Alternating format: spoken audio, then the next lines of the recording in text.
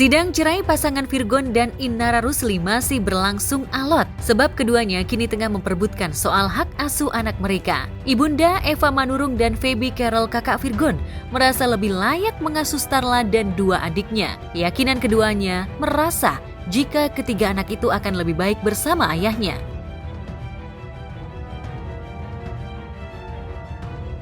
Usaha ibu dan kakak Virgon mendapatkan hak asuh 3 anak Virgon bisa jadi didasari atas dugaan soal cara didik Inara yang dianggap kurang lembut. Ibu dan kakak Virgon juga mengungkapkan jika Inara tak perlu khawatir soal pendidikan anak dan perawatan jika berada di tangan ayahnya. Salah satu upaya untuk memenangkan hak asuh anak, yang pertama kan adanya kekerasan dari kami. Karena memang cara mendidik anaknya cukup keras ya, ada main tangan, main fisik, mungkin itu bukti pendukung lagi. Katanya ini, aku nggak pernah melakukan perbuatan melawan hukum, saksi banyak, ada ART, terus kemudian juga apa yang aku lakukan untuk anak-anak juga semua masih dalam batas kewajaran seorang ibu mendidik anak-anaknya. Ya, tapi yang dia bilang katanya sewajarnya seperti apa? Kalau sewajarnya itu ya biasa-biasa aja, pukulnya biasa-biasa.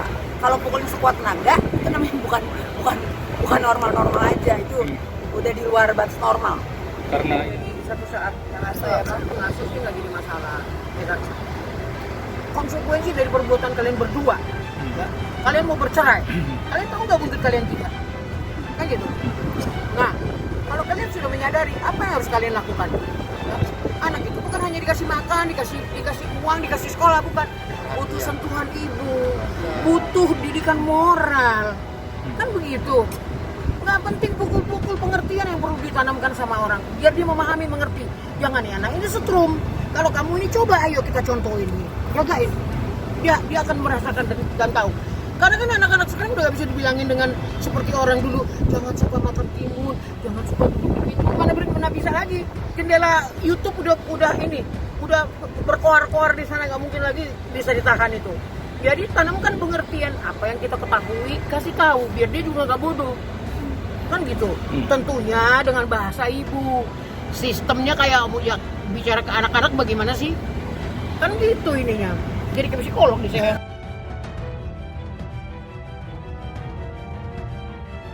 Hak asuh anak digadang-gadang bakal jatuh ke tangan ibu kandungnya sebab ketiga anak itu masih di bawah umur. Namun ibu dan kakak Virgon yang ditemui merasa yakin jika perjuangan untuk mendapatkan hak asuh anak akan berhasil. Lantas apa bukti yang menguatkan mereka bisa melawan pihak Inara Rusli? Karena sibuk kerja aja sih, lebih kepada dia kasar terhadap anak, main tangan, main fisik, itu yang buat kita juga sama menginginkan hak asuh anak itu jatuh ke tangan kita. Ekstrim ya, artinya saya juga orang lain, mungkin ibu, bapaknya, suami istri biasa gitu. Kalau misalnya anak marah kita pukul, tapi pukul di level yang berapa? Pukul di level yang memang anak kecil gitu. Yang sewajarnya anak kecil, tapi kalau sudah sekuat tenaga itu udah nggak normal. Dan itu anak yang pertama dan anak yang kedua. Kalau anak yang ketiga enggak.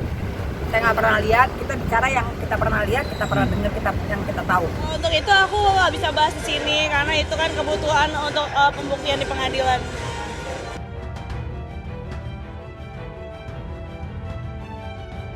Inara Rusli memang sudah tidak ingin rujuk dengan Virgon setelah ia membongkar perselingkuhan suaminya. Inara juga yang melayangkan gugatan cerai atas Virgon pada 22 Mei 2023 lalu karena memang sudah tak ingin bersama dengan Virgon. Hanya saja keinginan Inara berpisah dengan Virgon masih terganjal soal hak asuh anak. Jika ibu dan kakak Virgon begitu semangat perjuangkan hak asuh anak, lantas bagaimana dengan Inara Rusli? Benarkah Inara terlihat tenang lantaran sudah yakin jika hak asuh ketiga anaknya jatuh ke tangannya? Ya sedikit merasa dipersulit ya, cuman yang penting kan dari pihak Virgonnya secara pribadi dia juga pengen semuanya ini berjalan lancar gitu, dia juga pengen semuanya berjalan lebih mudah gitu. Jadi kalau misalkan ada pihak-pihak di luar kami berdua yang pengen mempersulit gitu, jadi aku sih nggak khawatir ya, aku percayalah, Allah nggak tidur. Kalaupun memang hak asuh anak jatuh ke tangan dia, kita nggak masalah. Yang penting jangan dipersulit ketemu untuk waktu bersama dedinya, jangan dibatesin. sama keluarga juga jangan dibatasin, dan apa ya intinya komunikasi sama bertemu yang penting komunikasi yang baik, semuanya yang baik. Kalau lancar-lancar aja lah kayak gitu. Tolong di depan anak, jangan diperlihatkan kita yang seperti ini gitu loh. Paling ngebahas soal anak aja sih, sama misalkan dirinya lagi mau nemuin anak-anak, ajak anak jalan-jalan, ya udah aku mah kasihin aja. Selama masih di Jakarta nggak perlu nginep gitu, aku masih kasih kok.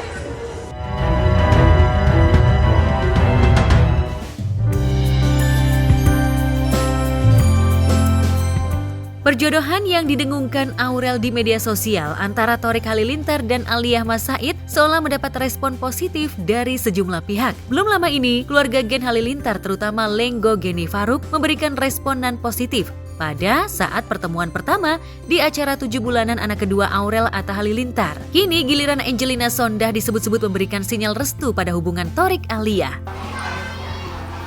Jadi tidak pernah ada omongan seperti itu. Kalau misalkan relatif itu bicara kalau dari sayanya ya lebih gimana kuliahnya gitu kan, alhamdulillah gitu. Dan selama Alia tidak membuka kan kita nggak enak juga kan untuk menanyakan lebih lanjut. Nah, jadi kalau kayak begitu pasti kan ada yang viral ya. Pertanyaan ke Alia pasti ketawa-tawa aja gitu ya. Udah, bismillah malah lebih banyak dengar dari sananya daripada dari narasumber aslinya.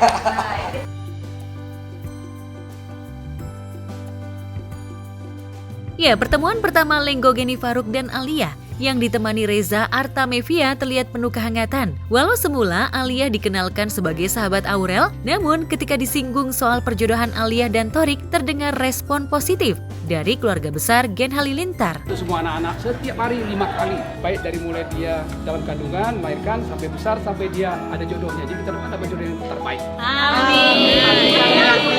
Udah cukup nih. Acaranya yang tadi di situ aja. Tadi banyak ketemu teman-teman juga semua. Ya. Dewi.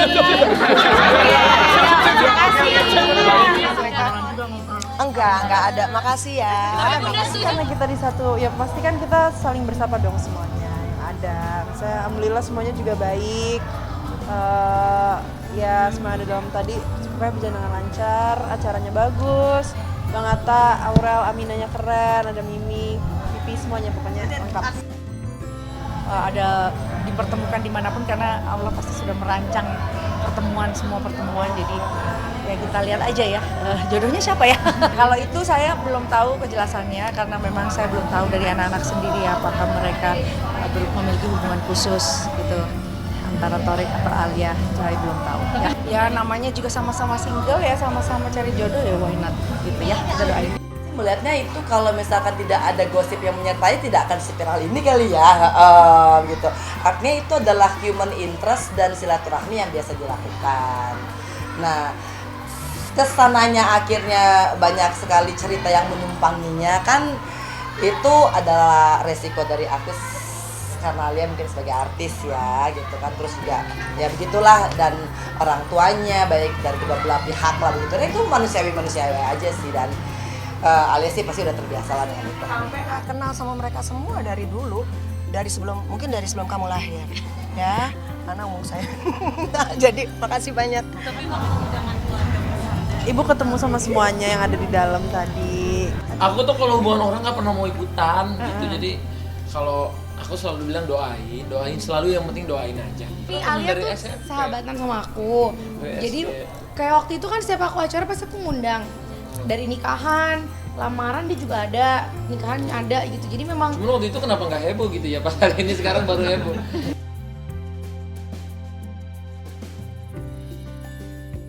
Pasangan Atta Halilintar dan Aurel Hermansyah yang ditemui yang mengakui jika itu semua hanyalah keinginan, namun jika Thorik dan Aliyah setuju, justru semua pihak menjadi lebih baik. Benarkah demikian? Ya. Yang penting kan doa terbaik. Itu adalah doa. Support dengan siapapun aku support. Dengan siapapun support, yang penting bahagia gitu aja sih. Yang penting saling melengkapi gitu, siapapun. Sebenarnya enak karena aku temenan sama Al, jadi bisa dipantau gitu. Jadi kalau ya, halo, lagi di mana? Ada yang lain aja gitu. Jadi ya udah pokoknya doain aja yang terbaik buat sih mereka. Siapa aja yang penting bisa saling mengerti, saling bahagia, kan hubungan kan gitu. Baik dong. Itu aja sosok Alia seperti apa di mata Kalau aku